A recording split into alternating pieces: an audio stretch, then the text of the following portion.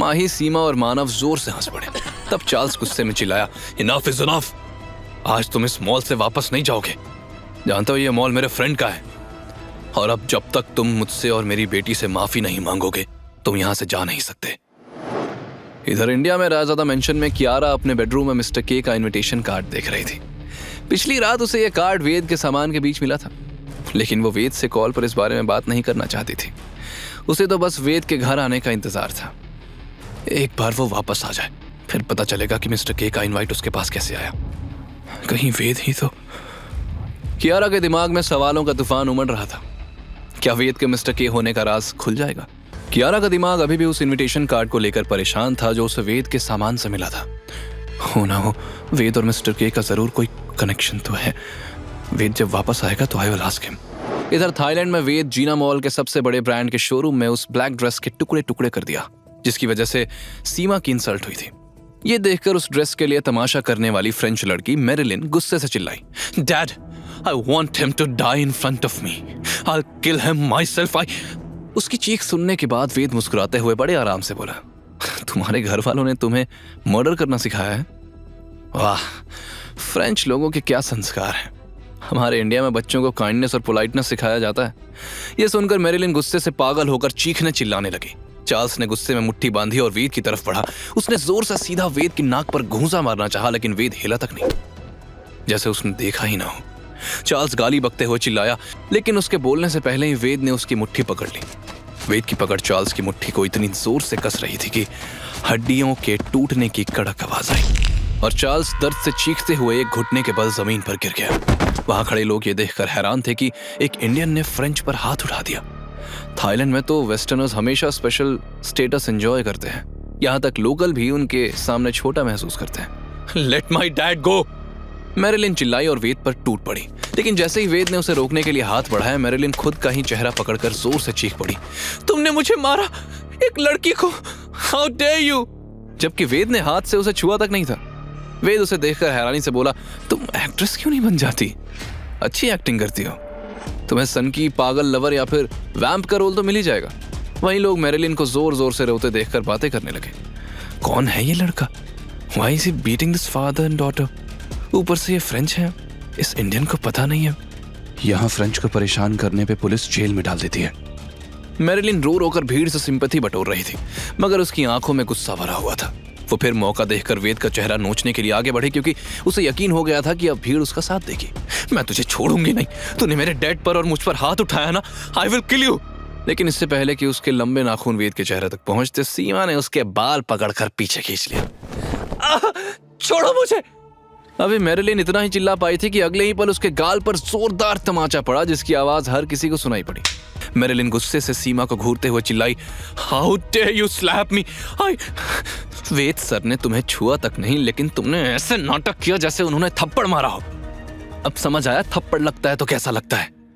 Marilyn गुस्से से सीमा को घूरने लगी और वहीं भीड़ में खड़े लोगों को समझ आया कि अभी मैरिलिन नाटक कर रही थी। इससे पहले कि मैरिलिन फिर से कोई चाल चलती, सीमा गुस्से में आगे बोली, यू नो व्हाट, मैंने तुम्हारे जैसी मक्कार लड़की नहीं देखी। शोरूम में कपड़े बिकने के लिए रखे हैं, जो चाहे ट्राई कर सकता है। फिर तुम्हें किसने हक दिया मेरी इंसल्ट करने का? फ्रेंच हो या थाई हो या इंडियन, सबको बराबरी का हक है। मैं इंडियन हूं तो तुम आराम से इंसल्ट करोगी और बाहर निकाल दोगी, और अब सबके सामने सिंपैथी ड्रामा कर रही हो। मैरिलिन सीमा के गुस्से से डर गई।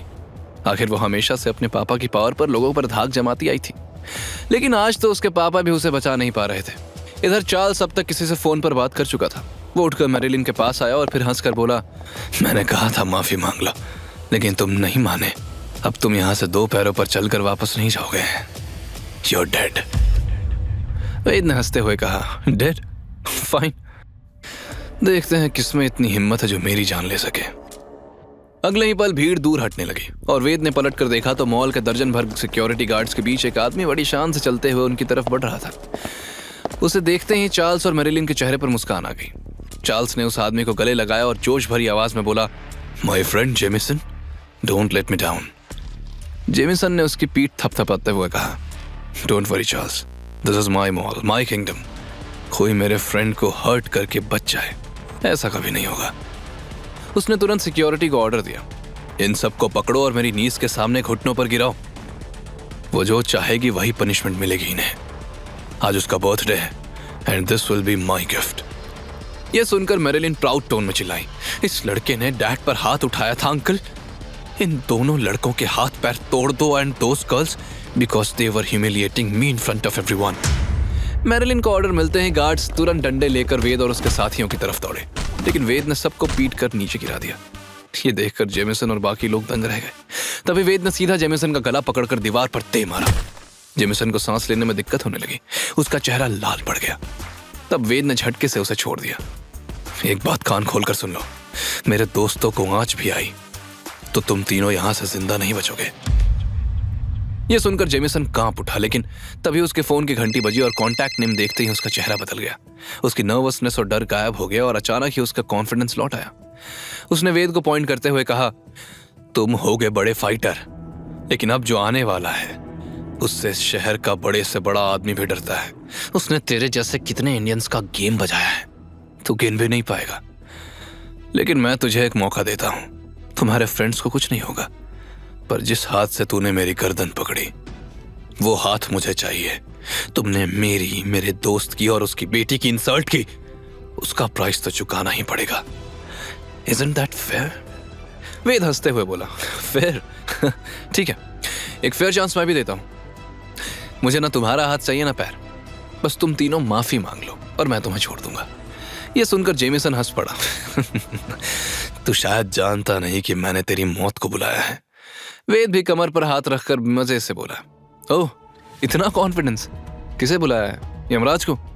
जेमिसन ने ईविल मुस्कान के साथ कहा, हाँ वो यहाँ का यमराज ही है।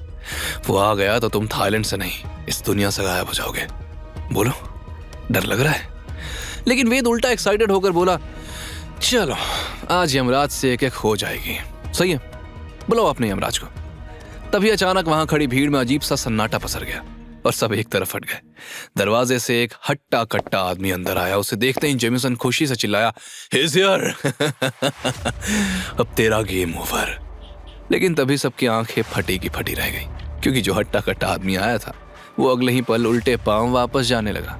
ये देखकर जेमिसन और चार्ल्स भी हक्के बक्के रह गए। वहीं वेद के चेहरे का एक्साइटमेंट गायब हो गया। वो आईब्रो उठाकर बोला, किसे बुलाया था? ये है तुम्हारा यमराज। उसने फिर उस हट्टे कट्टे आदमी को देखकर आवाज लगाई, ओए बाकुन, कहां भाग रहा है? वापस आ। अब तो सबके मुंह खुले के खुले रह गए। सबके दिमाग में एक ही बात आ रही थी, थाईलैंड में ऐसा कौन है जो बाकुन से ऐसे बात करे? उन्हें तो लग रहा था कि अब बाकुन वेद को कुचल देगा, और बाकुन वाकई पलटकर भागते हुए वेद की तरफ दौड़ा। जेमिसन, चार्ल्स और मैरिलिन तो वेद की मौत के इंतजार में एक्साइटेड थे, लेकिन तभी बाकुन वेद के सामने आया। तुरंत झुककर बोला, बॉस, वेद बॉस। वेद ने बाकुन की तरफ देखते हुए सख्त लहजे में पूछा, ये जेमिसन तुम्हारा दोस्त है? मेरे हाथ तोड़ना चाहता था, ये तुम्हारे नाम की धमकी दे रहा था। क्या कह रहा था? हाँ, यमराज आएगा मेरी जान लेने। ये सुनते ही बाकुन के चेहरे का रंग बदल गया।